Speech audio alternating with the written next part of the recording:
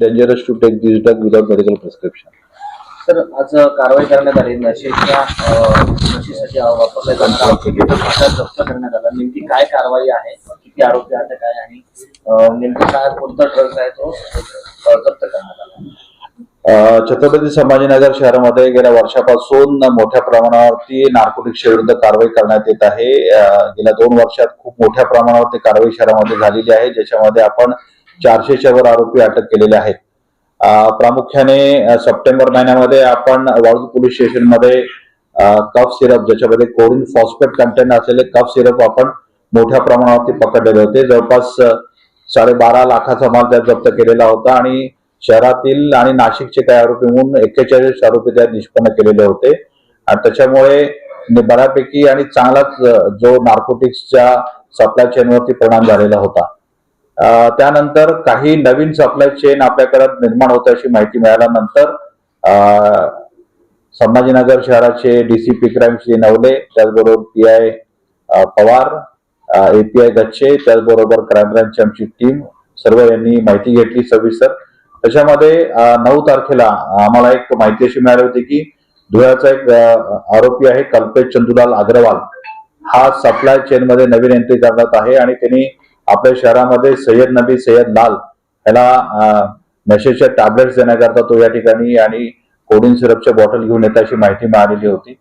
त्यावेळी त्या दोघांनाही त्या ठिकाणी पकडण्यात आलं होतं. त्यांच्याकडून नार्कोटिक्सचा मुद्देमाल हा जप्त करण्यात आलेला होता. त्यांची अटक करून कस्टडी घेण्यात आलेली होती. त्यांच्या चौकशीमध्ये निष्पन्न झालं की त्यांचा अजून मोठा साठा हा धुळ्याला आहे. धुळ्याला आमची टीम रवाना झाली. त्या ठिकाणी जवळपास आमच्या लोकांनी 600च्या वर कोडिनच्या बॉटल त्या ठिकाणी 6 बॉक्स मध्ये जप्त केल्या. त्यानंतर आणखीन ऍडिशनल माहिती मिळाली की त्याच्यामध्ये आरोपी जे आहेत ते प्रामुख्याने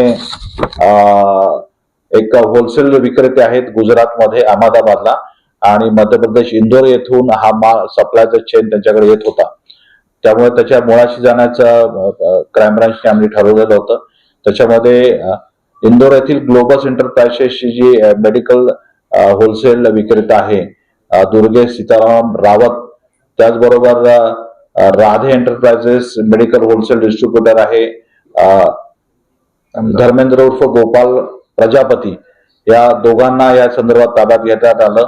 इंदोर येथील जे गोडाऊनचं आम्ही सर्च घेतलं त्याच्यामध्ये मोठ्या प्रमाणावर आम्हाला कोडिनच्या ज्या अशा फॉस्फेटच्या ग्लुकोड कफ सिरपच्या बॉटल या जवळपास 18,360 बॉटल्स त्या ठिकाणी जप्त करण्यात आल्या. आजपर्यंत एकूण 77,44,000चा माल ह्याच्यामध्ये जप्त केलेला आहे.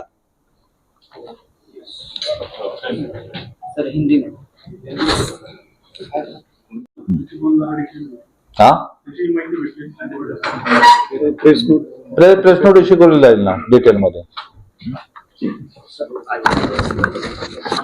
हा आणि याच्यामध्ये प्रामुख्याने पहा की साधारणतः नार्कोटिक्सचे केसेस आपल्या आयुक्तालयात जर बघितले आपण तर 2022ला 58 केसेस झालेल्या होत्या.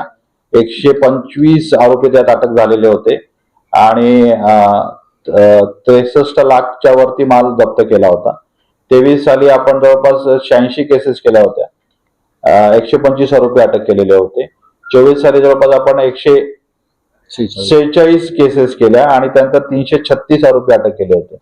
आणि यावर्षी आज पावेतो म्हणजे आता या आजच्या तारखेपर्यंत जवळपास आपण 254 केसेस केलेल्या आहेत आणि जवळपास 400च्या वर आपण आरोपी अटक करून जवळपास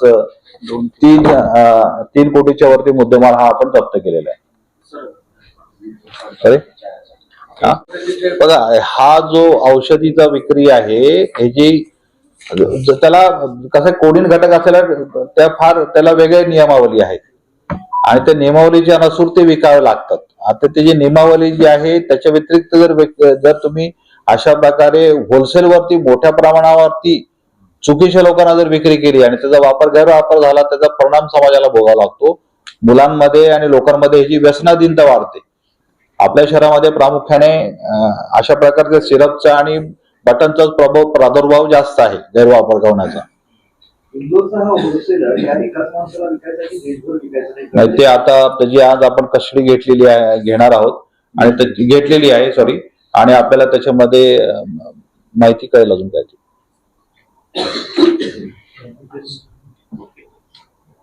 विद्यार्थी वर्ग किती ह्याच्या आहारी गेलेला आहे काही असं काही अंदाज आलेला आहे विद्यार्थी बघा कसं आहे की आपलं टार्गेट जे आहे तो म्हणजे आपण कन्झम्पशनच्या केसेस करत नाही, कारण की तो विक्टिम आहे, कळलं का नाही, आहिरी गेलेला आहे तो.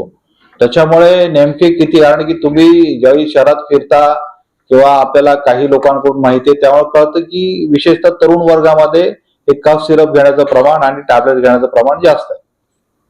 त्यामुळे असं निश्चित सांगता येणार नाही की विद्यार्थी वर्ग किती ह्याच्यामध्ये हे झाले.